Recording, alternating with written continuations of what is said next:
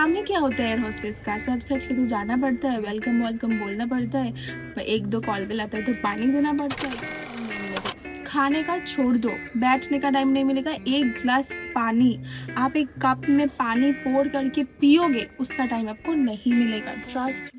How are you all? I hope you all are doing really great. This is me Rajashri and welcome to Rajashri's World. आज मैं आप लोगों के साथ जो वीडियो शेयर करने वाली हूँ, this is going to be really helpful if you are planning to join aviation soon और if you are already with aviation. तो आपको शायद पता भी होगा जो मैं बताने वाली हूँ, बहुत सारा क्रू को they can relate to me because it's been already 3 years, more than 3 years I am working in aviation. तो मुझे इस बारे में बहुत अच्छे से नॉलेज है और यही मैं आप लोगों को बताना चाहती हूँ। अगर आप न्यू क्रू हो, ऑलरेडी ज्वाइन कर लिया है, या आप सोच रहे हो कि आप अपने प्रोफेशन को एज अ कैबिन क्रू या आप अपने प्रोफेशन को लोगे और आप ये जॉब को ही अपने प्रोफेशन बनाओगे, तो ये सब चीज़ आपको पहले से पता होना चाहिए। जो आज का मेरा टॉपिक है वो है कि why aviation is not healthy and this is really true guys. क्योंकि मैं आपको एक एग्जाम्पल दे रही हूँ, वो एग्जाम्पल से आपको समझ में आ जाएगा कि मैं क्यों बोल रही हूँ ऐसा। तो जब मैंने न्यू ज्वाइन किया था तो मुझे पहले, I am from Kolkata, but मुझे पहले कोलकाता बेस नहीं मिला था, मुझे पहले हैदराबाद बेस दिया गया था। तो मैं हैदराबाद बेस में चली गई थी फॉर 1 year एंड वहाँ से मैं फ्लाई कर रही थी।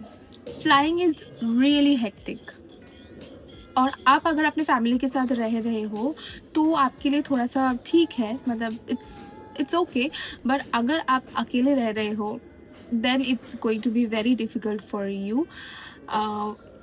जो मेरे साथ हुआ था, जब मैं हैदराबाद में थी, मैं रहती थी और मेरे साथ एक रूममेट रहती थी। अब मेरे रूममेट भी क्रू ही थी, तो हम दोनों ही क्रू थे, तो हम मतलब रेयरली मिलते थे एक दूसरे से। बस दरवाज़ा खोल देते थे जब वो फ्लाइट से आती थी और वो मेरे लिए दरवाज़ा खोल देती थी जब मैं जाती हूँ या मैं आती हूँ, इतना ही हम लोग मिलते थे। बाकी टाइम हम नहीं तो यहाँ पे है, नहीं तो कहीं दूसरी जगह पे है, नहीं तो किसी और जगह पे है, नहीं तो हम फ्लाई कर रहे हैं, तो नहीं तो हम लोग सो रहे हैं। तो यही हमारा काम है। तो हम लोग का ना बात भी बहुत कम होता था और हम लोग बहुत कम मिलते थे एक दूसरे से, क्योंकि टाइम ही नहीं मिलता है कि हम लोग बात करें। फ्लाइंग में जैसे नॉर्मल जॉब में कितना दिन आपको काम करना पड़ता है, आप 6 डे तक काम करते हो, 1 दिन आपका ऑफ रहता है, और कोई जॉब में ऐसा होता है 5 दिन आप काम करते हो, 2 दिन आपका ऑफ रहता है। फ्लाइंग में भी ऐसा ही है कि वीक में आपको 1 दिन ऑफ मिलेगा, लेकिन वो ऑफ वो लोग डिसाइड करते हैं कि आपको कौन से दिन में ऑफ मिलेगा। आप चाहते हो कि आपको संडे ऑफ चाहिए, ऐसा नहीं होता है, वो लोग कभी भी आपको ऑफ दे सकते हैं, Monday, Tuesday, Wednesday, Thursday, Friday, Saturday, Sunday, जब उनको ठीक लगे। तो ऑफ आपके हिसाब से नहीं होगा, तो फिर इसलिए हम लोग का ऑफ भी मैच नहीं होता था। बट स्टिल मतलब यही हम लोग का मतलब बहुत ही कम बातचीत होता था, तो हम लोग एक दूसरे से मिलते ही नहीं थे, हमारे पास टाइम ही नहीं था। और मैं क्यों बोल रही हूँ कि फ्लाइंग हेल्दी नहीं है, क्योंकि जब मैं ऐसा कभी कभी मेरे साथ ऐसा होता था कि फ्लाइंग और एक चीज़ है कि लाइक कि फ़्लाइंग का टाइमिंग का कुछ ठीक नहीं होता है। कभी भी आपको सुबह बुला सकते हैं, कभी आपको दोपहर को बुला सकते हैं, कभी आपको रात को बुला सकते हैं, and most of the time आप रात को ही फ्लाई करोगे, मतलब आपका नींद बाय बाय, नींद तो नहीं होगा। 3 साल से मैं अच्छे से सोई नहीं हूँ। 3 साल से मैं अच्छे से रात को सो ही नहीं हूँ, क्योंकि मुझे सोने का टाइम ही नहीं मिलता है। हमेशा मुझे 1 बजे, नहीं तो 2 बजे, नहीं तो 3 बजे, नहीं तो 12 बजे बुला लेते हैं। अब अगर आपको 1 बजे बुला लिया, आपका रिपोर्टिंग टाइम अगर 1 बजे है, तो आपको 12 बजे से रेडी होना पड़ेगा। नहीं, 12 बजे आपको कैब में बैठना पड़ेगा, 1 घंटा लगता है, 12 से 1 घंटा तो लगता है एयरपोर्ट पहुँचने में। तो 12 बजे आपको कैब में बैठना पड़ेगा, इसके लिए आपको 11 बजे से रेडी होना पड़ेगा, ठीक है। और आपको रेडी होने के लिए 11 बजे मतलब आप सोओगे ही नहीं, आपका सोना उस दिन हो गया, क्योंकि आप 11 o'clock से, रात के 11 o'clock से रेडी हो रहे हो, तो आप कब सोओगे? 11 o'clock आप रेडी हो रहे हो, 12 बजे आप कैब में बैठे, 1 बजे आप एयरपोर्ट पहुँचे। एयरपोर्ट पे जाके हम लोग को बहुत सारा काम करना पड़ता है, जैसे ब्रेथ एनालाइजिंग टेस्ट कि आप दारू पी के आए हो कि नहीं, अल्कोहल आपके अंदर है कि नहीं, ये सब टेस्ट होता है। क्योंकि ये सब टेस्ट में आप पास होगे तभी आपको फ़्लाइट में जाने देता है। उसके बाद आपका चेक इन होता है, आप चेक इन करोगे कि आप वहाँ पे पहुँच गए हो, तो वो चेक इन करना पड़ता है। उसके बाद आपका सीनियर लोगों के साथ ब्रीफिंग होगा। तो मैं यही बोल रही हूँ कि अगर आपका टाइमिंग 1 बजे है तो आपको 11 o'clock से रेडी होना स्टार्ट कर देना पड़ेगा। ऐसे ही कभी-कभी 2 बजे होता है, कभी सुबह का 4 बजे रिपोर्टिंग होता है। सुबह का 4 बजे रिपोर्टिंग होने से आपको 3 बजे कैब में बैठना पड़ेगा, 2 बजे से आपको रेडी होना पड़ेगा और फिर आप अगर 12 बजे भी सोने जाओगे तो आपका दिमाग में यही घूमते रहेगा कि मुझे 2 बजे से रेडी होना है, मतलब मेरे पास 2 घंटा है सोने के लिए, मैं सो जाती हूँ, प्लीज़ मेरा नींद आ जाए। ये सब सोचते-सोचते फिर आपको ऐसा लगेगा कि सो जाऊँगी तो उठ नहीं पाऊँगी तो क्या होगा? आज मैं छुट्टी ले लूँ, आज मुझे सोने का मन कर रहा है, मुझे जाने का मन नहीं कर रहा है, छुट्टी ले लूँ। ये सब सोचते-सोचते फिर आप सोचोगे नहीं कर ही लेती हूँ, ठीक ही है, कर ही लेती हूँ, क्या ही होगा, एक छुट्टी मेरा चला जाएगा छुट्टी लेने से। जल्दी तो घर आ ही जाऊँगी तो कर लेती हूँ, कोई बात नहीं, एक दिन ऐसे करके कर लेती हूँ, इट्स ओके, आप खुद को मनाओगे। फिर ये करते-करते 1 बज जाएगा, फिर आप सोचोगे 1 तो बज ही गया है, अब क्या ही सोना है 1 घंटा, सो के फिर उठने में प्रॉब्लम हुआ, इससे अच्छा कि मैं सोती नहीं हूँ, छोड़ो मैं फ़ोन देखती हूँ। फ़ोन देखते के 2 बज गए, फिर आप उठ के रेडी होना चालू कर दिए, फिर आप जाके कैब में बैठ रहे हो, फिर आप जाके एयरपोर्ट पहुँच रहे हो। तो फिर हो गया आपका सोना का ख़त्म, नहीं हुआ उस दिन भी सोना। फिर अगर आप अब फ्लाइट में जाते हो, फिर फ्लाइट से आके आपको नींद आता है बहुत ज़्यादा, ठीक है? अब मैं बोल रही हूँ, आप रेडी हो रहे हो, ठीक है? जब मैं हैदराबाद में थी, ऐसा मेरे साथ होता था कि 1 बजे, 2 बजे, 3 बजे का रिपोर्टिंग ही था हमेशा। बहुत कम ही होता था कि सुबह का या शाम का रिपोर्टिंग है। मोस्ट ऑफ द टाइम रात का ही रिपोर्टिंग होता था, तो मैं ऐसे ही उठती थी, फिर रेडी होती थी, फिर मैं कैब के लिए जाती थी। और बीच से मुझे खाना का मैं भूल ही जाती थी कि मुझे खाना भी पड़ेगा। अब अब मैं 4 बजे रिपोर्टिंग है, तो रात को मैंने तो खा लिया। रात को 10 बजे तक मैंने खा लिया। अब 4 बजे रिपोर्टिंग के लिए मुझे 3 बजे उठना कैब में बैठना पड़ रहा है, 2 बजे से मुझे रेडी होना पड़ रहा है और मैं ट्राई कर रही थी सोने का लेकिन नहीं सो पाई। ऑफ कोर्स यही होता है सबके साथ, कोई नहीं सो पाते। बीच से खाना भी गायब हो जाता है। आप उस टाइम पे मतलब कुछ बना के ब्रेकफ़ास्ट रेडी करके लेके भी जा सकते हो, लेकिन आप तब कन्फ्यूज़्ड हो ना कि मैं सोने का कोशिश करूँ या खाना बनाऊँ। तो आप सोने में ज़्यादा फ़ोकस करते हो तो खाना नहीं होता है, तो आपका ब्रेकफ़ास्ट मिस हो गया। फिर आप गए फ्लाइट में, अब हमेशा फ्लाइट में जाते ही नहीं तो आपको 4 सेक्टर रहेगा, नहीं तो आपको 2 सेक्टर रहेगा लॉन्ग, नहीं तो छोटा-छोटा 4 सेक्टर रहेगा और हैदराबाद से मोस्ट ऑफ द टाइम छोटा-छोटा 4 सेक्टर होता था। छोटा 4 सेक्टर मतलब 55 मिनट्स का ब्लॉक टाइम, नहीं तो 1 आवर का ब्लॉक टाइम ऐसा होता है। तो 1 आवर का ब्लॉक टाइम में आपको खाने का टाइम नहीं मिलेगा। खाने का छोड़ दो, बैठने का टाइम नहीं मिलेगा, 1 ग्लास पानी, आप एक कप में पानी पोर करके पियोगे, उसका टाइम आपको नहीं मिलेगा, ट्रस्ट मी। आप अगर एविएशन में हो, आप अगर क्रू हो, आप देख रहे हो अगर मेरा वीडियो, तब आपको पता चलेगा कि मैं कितना सच बोल रही हूँ। लेकिन एज़ अ पैसेंजर या एज़ अ नॉर्मल पीपल अगर आप मुझे देख रहे हो, तो आपको पता नहीं चलेगा ये बात। जो मैं बोल रही हूँ आपको लगेगा काम ही क्या होता है एयर होस्टेस का, सच-सच के तो जाना पड़ता है, वेलकम बोलना पड़ता है, 1-2 कॉल बेल आता है तो पानी देना पड़ता है, इतना ही है काम, कुछ काम तो है नहीं इसके लिए उनको कितना सैलरी मिल रहा है, लेकिन ऐसा नहीं है। ट्रस्ट मी, आप अगर ये काम के लिए सोच रहे हो ना और आप अगर ये काम ऑलरेडी कर रहे हो तो आपको तो अच्छे से पता होगा कि मैं जो बोल रही हूँ ये सच बात है। 4 सेक्टर में आपको बैठने का टाइम नहीं मिलेगा। आप फ्लाइट में जाते ही आपको इक्विपमेंट्स चेक करना पड़ता है, उसके बाद आप जाके पैसेंजर आना स्टार्ट हो जाता है, आपको खड़े होके वेलकम बोलना पड़ेगा, फिर जाके सेटल करना पड़ेगा कैबिन में, जिसको बैग रखने में प्रॉब्लम हो रहा है उनको हेल्प करना पड़ेगा, जिसको सीट नंबर नहीं पता है उनको बोलना पड़ेगा कि सीट नंबर ये है। ये सब करते-करते आपका टाइम जा रहा है, ठीक है? अब फिर आपको डेमो के लिए भाग के डेमो किट लेके जाना पड़ेगा, डेमो करना पड़ेगा, फिर डेमो किट अंदर रखना पड़ेगा, फिर कैबिन सिक्योर करना पड़ेगा, फिर आके बैठना पड़ेगा टेक ऑफ के लिए। और टेक ऑफ के लिए जब आप बैठते हो उसी टाइम आप बैठते हो और लैंडिंग के वक्त आप बैठते हो। इसके बिना ये दोनों टाइम को छोड़ के, टेक ऑफ और लैंडिंग को छोड़ के आपको बैठने का टाइम नहीं मिलेगा। और जो टेक ऑफ और लैंडिंग में आप जहाँ पे बैठते हो वो सीट भी इतना अनकंफर्टेबल होता है। आप अब अगर कहीं कभी फ़्लाइट में जाके जंप सीट नोटिस किया है कि जंप सीट कैसा होता है, तब आपको समझ में आएगा। आप कंप्लेन करते हो कि पैसेंजर सीट अनकंफर्टेबल है, कभी जंप सीट की तरफ देख के देखिए कि हम लोग कहाँ पे बैठते हैं। और उसी में बैठ के हम लोग इतना लॉन्ग लॉन्ग फ्लाइट करते, इंटरनेशनल फ्लाइट करते। तो उसी टाइम आप बैठते हो, और जंप सीट में जब आप बैठते हो टेक ऑफ लैंडिंग के टाइम पे, तब आपको कुछ भी लेके बैठना अलाउड नहीं है। हाँ, तो ऐसे ऐसे करते करते आपका उस दिन खाना नहीं हुआ। खाना क्या, आपको एक गिलास पानी पीने का भी टाइम नहीं मिला, आप पानी भी नहीं पिया, आप इतना डिहाइड्रेट हो गए हो। और ऐसे भी आप अगर कैबिन प्रेशर में रहते हो, फ्लाइट में हो, ऑलरेडी 12 घंटा आप फ्लाइट के अंदर हो, 8 घंटा आप फ्लाइट के अंदर हो, काम कर रहे हो, बस चल रहे हो, बैठने का टाइम नहीं मिल रहा है, एक ग्लास पानी पीने का टाइम नहीं मिल रहा है, तब आपको और हाइड्रेशन का ज़रूरत होता है। आपका बॉडी को और पानी चाहिए, हाइड्रेशन चाहिए, खाना चाहिए आपको, खाना चाहिए आपको, बट आपके पास खाना खाने का टाइम नहीं है, पानी पीने का टाइम नहीं है। तो आप सोच रहे हो ये कितना अनहेल्दी है। और मैं ये एक दिन का बात नहीं बोल रही हूँ, 3 साल से ऐसा ही हो रहा है, ऐसा ही हो रहा है। हमें हमेशा रात का फ़्लाइट मिलता है, हमेशा बिना खा के मैं जाती हूँ, फिर फ़्लाइट में पूरा दिन मुझे खाने का मन नहीं करता है, और खाने का टाइम भी नहीं मिलता है, और फिर बिना खा के मैं लैंड करती हूँ। अगर 4 बजे का रिपोर्टिंग था तो लैंड करते करते 3:30 ऐसा ही हो जाता है, 3 o'clock हो जाता है, फिर घर आते आते फिर से 4-5 बज जाता है। तो फिर 12 आवर्स, और मैंने ब्रेकफास्ट भी नहीं किया, मैंने लंच भी नहीं किया। 5 बजे तक मैं घर आई, शाम का टाइम हो गया। आके मैं खाना बना के कुछ खाऊँगी जो, क्योंकि भूख तो लग रहा है, क्योंकि पूरा दिन ना ब्रेकफास्ट किया ना लंच किया, तो ऑफ कोर्स भूख तो लगेगा।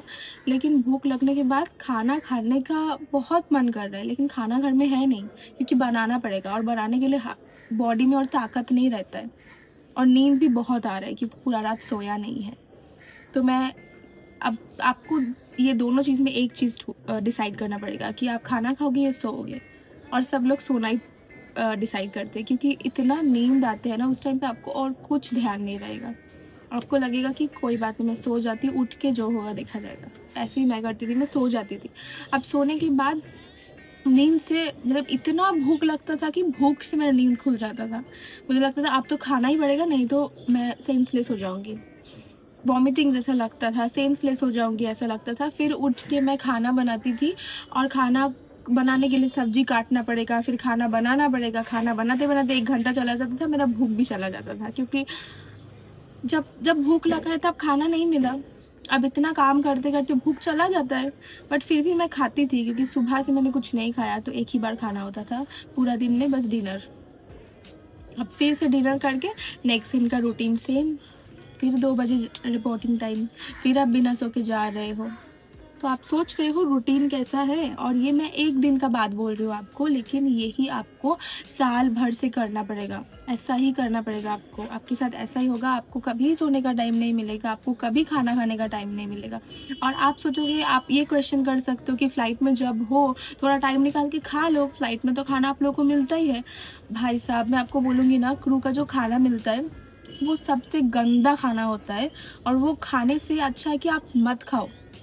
मत खाने से आप शायद 2, 3, 5 साल बाद बीमार पड़ोगे, क्योंकि आपने खाना नहीं खाया, आपका गैस्ट्रिक का प्रॉब्लम हो गया है। बट वो अगर आप तुरंत खाओगे ना, तब आप तुरंत बीमार पड़ोगे, आपको एसिडिटी तभी के तभी होगा। मैं जब भी सोचती थी कि कोई बात नहीं, मैं फ़्लाइट का खाना खा लेती हूँ, क्योंकि इतना भूख लग रहा है, और खाना भी घर से लेके नहीं आई हूँ, सुबह से कुछ खाई नहीं हूँ, फ़्लाइट का खाना खा लेती हूँ। भूख के बारे में भूख इतना लगता है कि खाना देख के मन करता है कि जो भी हो, जैसा भी हो, मैं खा लेती हूँ। बट खाना खाने के बाद तब ऐसा इतना प्रॉब्लम होता है ना, इतना गैस्ट्रिक, इतना एसिडिटी, इतना अनईज़ी फ़ील होता है बॉडी में, क्योंकि वो सब खाना जो रेस्टोरेंट से बन के आते हैं, उसमें बहुत सारा ऐसा सामान रहता है जिससे खाना बहुत देर तक अच्छा रहे। तो वो सब सामान देके खाना बनाते हैं ना, कि जिससे वो खाना बहुत देर तक अच्छा रहे। क्योंकि आप सोच सकते हो, सुबह को खाना अपलिफ्ट हुआ है फ़्लाइट के लिए, अपलिफ्ट हुआ है खाना, वो ही खाना 4 सेक्टर चल रहा है, ख़राब भी नहीं हो रहा है। कैसे ख़राब नहीं हो रहा है? क्योंकि उसमें सामान दिया हुआ है, और इतना छोटा-सा एक बॉक्स में खाना मिलता है, उसमें हाफ़ रहता है राइस, इतना सा राइस रहता है, और इतना सब्ज़ी रहता है, और वो आप ट्रस्ट नहीं करोगे, उतना सा राइस खा के आपको ऐसा लगेगा कि पेट बहुत भर गया है। तो this food is not healthy. और जो आप सुबह से बिना खा के, बिना पी के, बिना रेस्ट करके काम करते जा रहे हो, this is also not healthy. तो ये job, totally this job is not healthy, because इसमें कुछ रूटीन नहीं है। आप कभी सुबह उठ रहे हो, आप कभी शाम को उठ रहे हो, आप कभी रात को उठ रहे हो, आप पूरा रात काम कर रहे हो, कभी आप पूरा रात जाग के सुबह काम के लिए जा रहे हो, पूरा दिन काम कर रहे हो, तो ऐसे ना बॉडी को पता नहीं चलता है कि कब उठना है। अरे भाई कब उठना है बता दो यार। एक कभी किसी किसी का रूटीन ऐसा होता है कि 1 वीक नाइट शिफ्ट, तो बॉडी को पता चल जाता है कि कोई बात नहीं, मुझे 10 बजे ही उठना पड़ेगा। 1-2 दिन प्रॉब्लम होता है, उसके बाद आदत हो जाता है। लेकिन हमारी बॉडी को कभी आदत नहीं होता है, क्योंकि हमारा एवरी डे टाइमिंग अलग होता है। और इसलिए ये सब बिना सोने का, लाइट स्लीप होने का, ये सब का बीमारी हो जाता है, जैसे मुझे हुआ है। मुझे आजकल नींद ही नहीं आता है। जब मैं छुट्टी भी लेके हूँ, 4-5 दिन मैं घर में छुट्टी में हूँ, मुझे रात को अच्छे से नींद नहीं आता है। मैं किसी के साथ सोती हूँ तो मैं 10 बार नींद से उठती हूँ, और मेरा बॉडी ऑटोमेटिकली मुझे उठा देते हैं। कभी सुबह 4 बजे उठा देते हैं, कभी सुबह 7 बजे उठा देते हैं। मतलब मैं पूरा रात में 10-15 बार उठती हूँ। ऐसे ही मेरा नींद टूट जाता है, क्योंकि मेरे बॉडी को पता ही नहीं है कि कब उठना है, तो मुझे बार बार उठा देते हैं। नींद का प्रॉब्लम तो है, उसके ऊपर से एसिडिटी, गैस का प्रॉब्लम हो गया है, बैक पेन का प्रॉब्लम हो गया है। इतना बार टेक ऑफ लैंडिंग में जो जर्क होता है, धप धप करके जो फ्लाइट गिर रहा है या उठ रहा है, उसमें बैक पेन होता है और बैक में इफेक्ट आता है। तो ये सब प्रॉब्लम हो गया है। ऊपर से मतलब this is not healthy at all. ये जॉब को आप सीरियसली नहीं ले सकते हो। 10-15 साल या पूरा लाइफ टाइम के लिए आप नहीं कर सकते हो। पहले का बहुत क्रू है जो 10-15 साल कर रही है, क्योंकि उस टाइम पे फ्लाइंग इतना हेक्टिक नहीं था। रोज़ आपको फ़्लाइट के लिए नहीं जाना पड़ता था। आपको विदाउट रेस्ट, मतलब रेस्ट बहुत कम मिल रहा है। इधर आप फ्लाई भी बहुत ज़्यादा कर रहे हो, ऐसा नहीं था उस टाइम पे जो अभी है। और अभी के टाइम पे फ्लाइंग करना इट्स नॉट हेल्दी। आप जितना पैसा कमा रहे हो ना, वो पैसा आपका चला भी जाएगा हॉस्पिटल में। मैं यही बोल रही हूँ कि मैं आपको डीमोटिवेट नहीं कर रही हूँ, लेकिन ये मैंने फ़ेस किया है और मैंने ये काम पे बहुत दिन से हूँ, तो मुझे ये सब फ़ील हो रहा है। तो मैं अपना जो प्रॉब्लम है, जो मुझे फ़ील हुआ है, जो मैं फ़ेस कर रही हूँ इश्यूज़, और जो सच में होता है, ये मैं आपको बता रही हूँ। तो आप अगर केबिन क्रू बनना चाहते हो, या आप ऑलरेडी केबिन क्रू हो, या आप सोच रहे हो, तो आप ये वीडियो अच्छे से देखो एंड देन यू डिसाइड कि आपको क्या करना है। मैं एक टिप्स दे रही हूँ, बहुत अच्छा आइडिया दे रही हूँ। आप ये जॉब कर सकते हो। इफ़ यू आर 18 ईयर्स और 20 ईयर्स ओल्ड, आप कर सकते हो। 2-3 साल के लिए, 3 साल 5 साल के लिए करो। 5 साल में अच्छे से पैसा जमा कर लो, फिर फ्लैट खरीद लो, या जो भी आपको मन है सब खरीद लो, पैसा जमा कर लो, सेविंग कर लो। गोल्ड बनाना है गोल्ड बना लो, सब कुछ कर लो। फिर आपको छोड़ना ही पड़ेगा, क्योंकि आप खुद ही, आपको अच्छा नहीं लगेगा ये जॉब। और अगर अच्छा लग गया, आप मैनेज कर रहे हो टाइम बहुत अच्छे से, मैनेजमेंट आपको बहुत अच्छा आता है, then you are really good for this job. But people like me, जिनको नींद पसंद है और इतना अच्छे से टाइम मैनेजमेंट करना आता नहीं है, और हेल्थ कॉन्शियस, देन उसके लिए तो this is not a long time job. I am thinking to leave this job. Currently I am with aviation, but I'm thinking that मैं जल्दी ये जॉब छोड़ दूँगी, क्योंकि मेरे लिए हेल्थ बहुत इम्पोर्टेंट है और मुझे सोना है भाई। हो गया, बहुत साल हो गया मैंने नहीं सोया ठीक से। अब मैंने डिसाइड कर लिया है कि पैसा चाहे थोड़ा कम आए, बट मुझे ये जॉब छोड़ना है और मुझे कुछ और ट्राई करना है। मुझे निकलना है ये प्रोफ़ेशन से, क्योंकि अगर मैं इस प्रोफ़ेशन में हूँ और मैं कुछ और कर ही नहीं पा रही हूँ। टाइमिंग ही ऐसा है कि मैं किसी और को टाइम ही नहीं दे पाती हूँ। मेरा जो करने का मन है, मेरा जो पैशन है, मुझे जो मन करता है करने का, वो सब में मैं टाइम ही नहीं दे पाती हूँ। तो मुझे किसी और चीज़ पाने के लिए एक जगह से तो आपको निकलना पड़ेगा ना। थोड़ा डर तो लग रहा है, लेकिन I think I am very capable and I can do whatever I want. So I want to leave now and I will start a new career very soon. Thank you so much for watching. And again, I'm saying I'm not demotivating you, okay? It's just what I felt, and I just want to share. I wanted to share this with you all, ताकि आपको पता चले और आप मेरे साथ relate कर पाओ, या whatever आप सुनो, आपको पता लगे, आप रिलेट कर पाओ, इसलिए मैंने ये वीडियो बनाया है। I hope you like my video. If you like my video, please like and subscribe my channel. After a long time I'm making this video, because आपको पता चल ही गया है मेरा लाइफ़स्टाइल कैसा है, तो मुझे टाइम ही नहीं मिलता है वीडियो बनाने का। तो ये जॉब छोड़ने के बाद maybe I will be back and I will make some new videos about something else, और बीच-बीच में इसके बारे में भी बोलूँगी। कुछ भी क्वेश्चन हो, कुछ भी ज़रूरत हो, कुछ भी सजेशन लेना हो, I am free to reply, please comment me.